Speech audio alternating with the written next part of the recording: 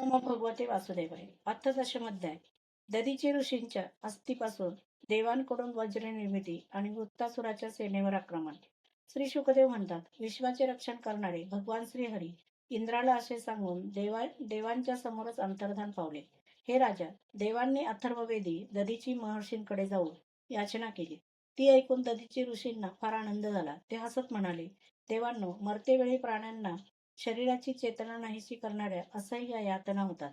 ते हे तुम्हाला माहीत नाही का? जे जीव जगात जिवंत राहू इच्छितात त्यांना शरीर हे अत्यंत प्रिय आणि हवेसे वाटणारे आहे. अशा स्थितीत स्वतः भगवान विष्णूंनी जरी ते मागितले तरी ते कोण देईल का बरे? देव म्हणाले, ब्रह्मन, ज्यांच्या कर्मांची महात्मेय प्रशंसा करतात अशा आपल्यासारख्या प्राण्यांवर दया करणाऱ्या महापुरुषांना कोणती वस्तू न देण्यासारखी आहे? मागणारे लोक स्वार्थी असतात. देणाऱ्यांच्या संकटाचा ते विचार करीत नाहीत. जर विचार केला असता तर त्यांनी ते मागितलेच नसते. तसेच समर्थ दाताही कधी नाही म्हणत नाहीत. दधीची ऋषी म्हणाले, आपल्या तोंडून धर्म ऐकण्यासाठीच मी तुम्हाला नकार दिला होता. हे घ्या, मी हे प्रिय शरीर आपल्यासाठी आत्ता सोडत आहे, कारण एक दिवस हेच मला सोडणार आहे. हे देवांनो, जो मनुष्य या विनाशी शरीराने दुःखी प्राण्यांवर दया करून धर्म आणि यश संपादन करीत नाही, तो अचेतन वस्तू होऊनही क्षुद्र समजावा. जो मनुष्य कोणत्याही प्राण्यांच्या दुःखाचा आणि सुखाचा अनुभव घेतो, त्याच प्रकारच्या अविनाशी धर्माची महात्म्यांनी उपासना केली आहे. धन, जन आणि शरीर हे पदार्थ क्षणभंगूर आहेत. हे आपल्या उपयोगाचे नाहीत, तर शेवटी दुसऱ्यांच्याच उपयोगी पडणारे आहेत. अरे रे, केवढा हा कंजूसपणा! किती दुःखाची गोष्ट आहे ती! हा मरणारा मनुष्य यांच्याद्वारा दुसऱ्यांवर उपकार करीत नाही.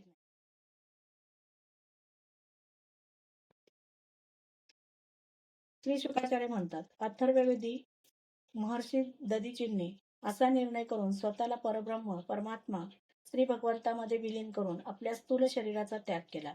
इंद्रिये, प्राण, मन आणि बुद्धी यांचा संयम करून दृष्टी तत्वमय केल्यामुळे त्यांची सर्व बंधने तुटली. त्यामुळे ते भगवंताशी पूर्णपणे एकरूप झाले आणि त्यांना शरीर पडल्याचेही भान राहिले नाही.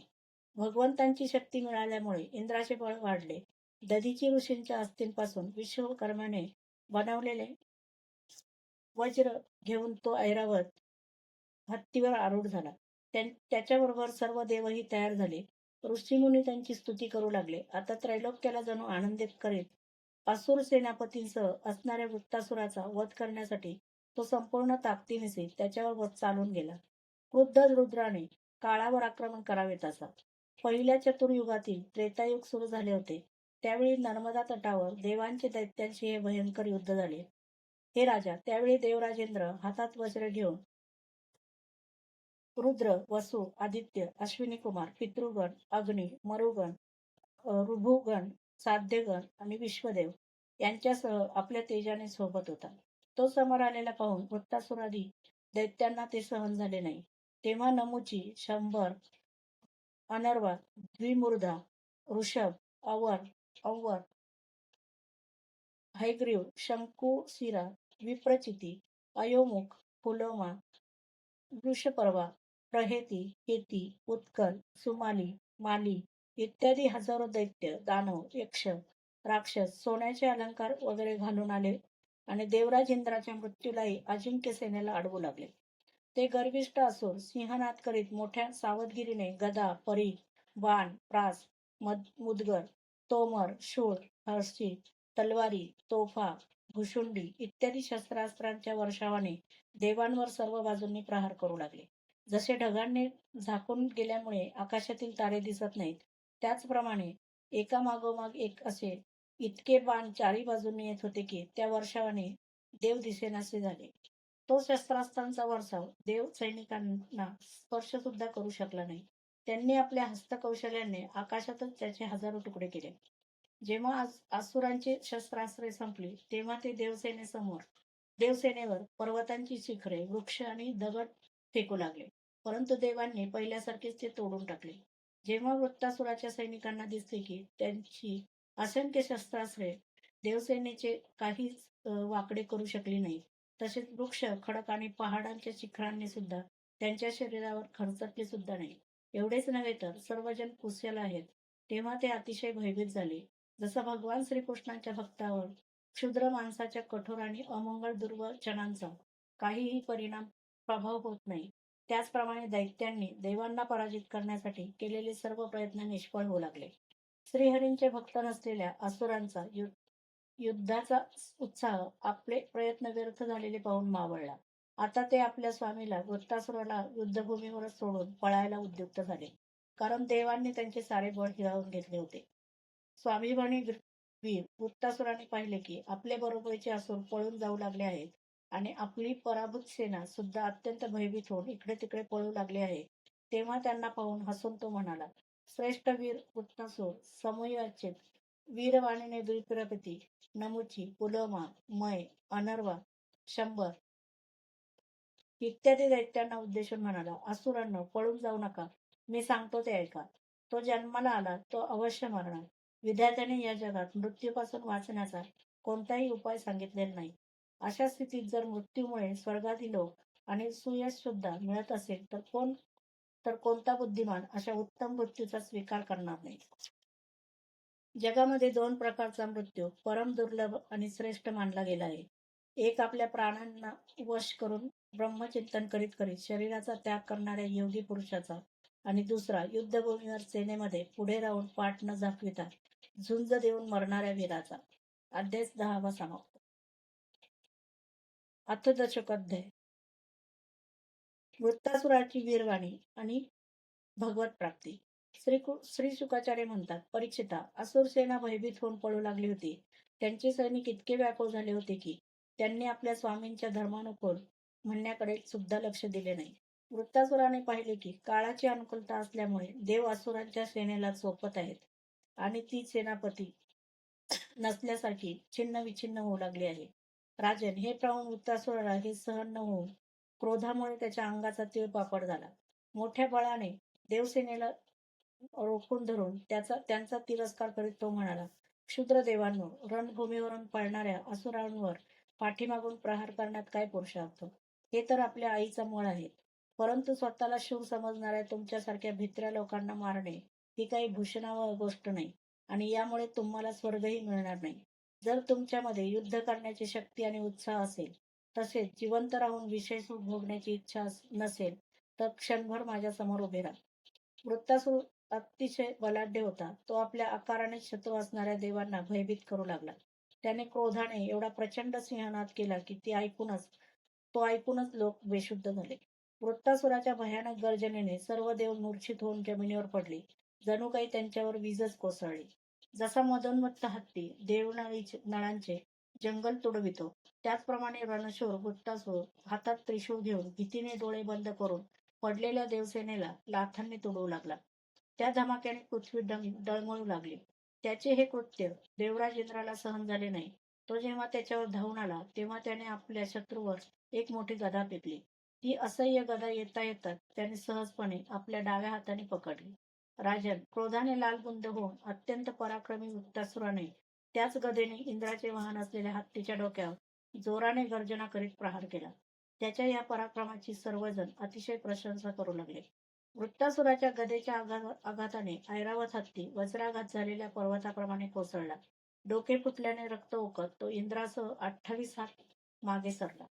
आपले वाहन ऐरावत मूर्छित होऊन पडल्याने इंद्र विषण्ण झाला. हे पाहून महात्मा वृत्तासुराने त्याच्यावर पुन्हा गदा टाकली नाही. तोपर्यंत इंद्राने आपल्या अमृतस्रावी हाताच्या स्पर्शाने घायल झालेल्या ऐरावताची व्यथा नाहीशी केली आणि तो पुन्हा युद्धभूमीवर उभा राहिला.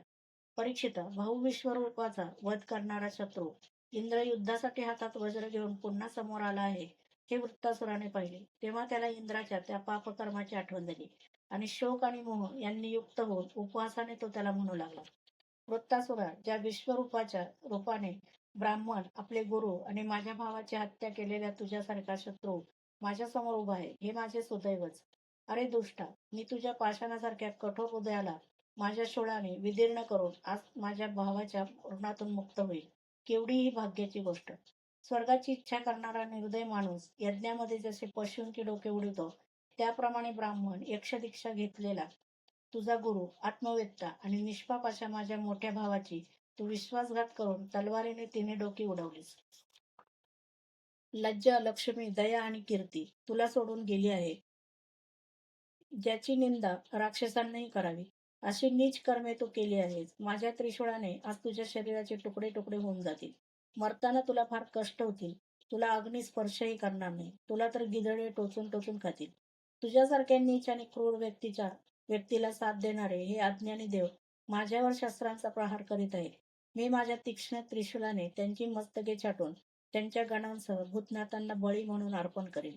हे वीर इंद्रा, कदाचित तू माझी सेना मारून आपल्या वज्राने माझे मस्तक उडवशील.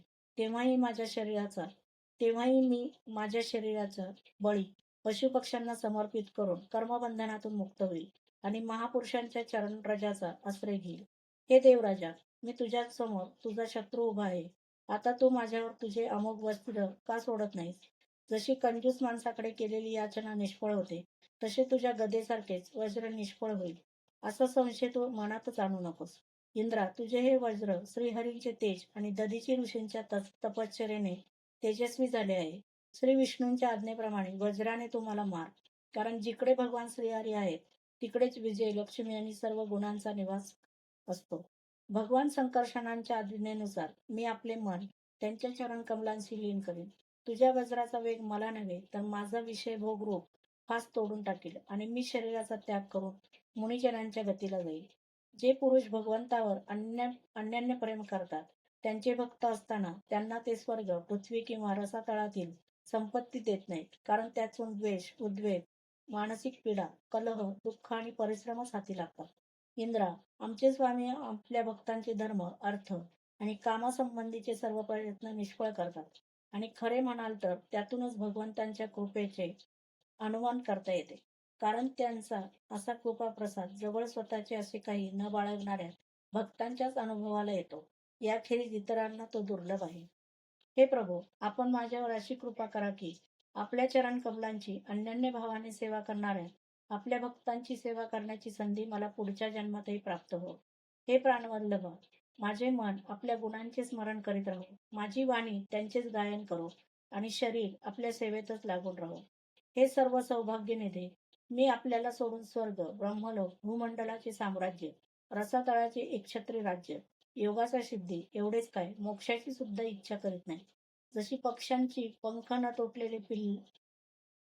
फुटलेली पिल्ले आपल्या आईची वाट पाहत असतात, जशी भुकेलेली लहान मुले आपल्या आईचे दूध पिण्यासाठी आतुर असतात आणि जशी विरही पत्नी आपल्या प्रवासाला गेलेल्या पतीच्या भेटीसाठी उत्कंठित झालेली असते, त्याचप्रमाणे हे कमल नयना, माझे मन आपल्या दर्शनासाठी उतावीळ झाले आहे. हे प्रभू, माझ्या कर्मामुळे जन्ममृत्यूच्या फेऱ्यात भटकत असतात भगवंतांच्या प्रिय भक्तांची माझी मैत्री जड. तसेच हे स्वामी, जे लोक आपल्या मायेने देह, घरदार इत्यादींमध्ये आसक्त आहेत, त्यांच्याशी मात्र माझा संबंध येऊ नये. अध्याय 11 समाप्त.